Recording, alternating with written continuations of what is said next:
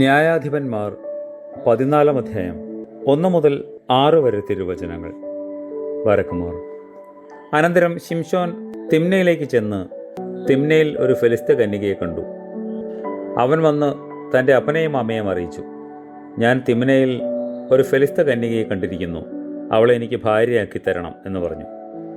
അവൻ്റെ അപ്പനും അമ്മയും അവനോട്, അഗ്രചർമ്മികളായ ഫെലിസ്ത്യരിൽ നിന്ന് നീ ഒരു ഭാര്യയെ എടുപ്പാൻ പോകേണ്ടതിന് നിന്റെ പിതൃഭവനത്തിലും നമ്മുടെ സകല ജനത്തിലും യാതൊരു സ്ത്രീയുമില്ലയോ എന്ന് ചോദിച്ചതിന് ശിംശോൻ തൻ്റെ പിതാവിനോട്, അവളെ എനിക്ക് ഭാര്യയാക്കി തരണം, അവളെ എനിക്ക് ബോധിച്ചിരിക്കുന്നു എന്ന് പറഞ്ഞു.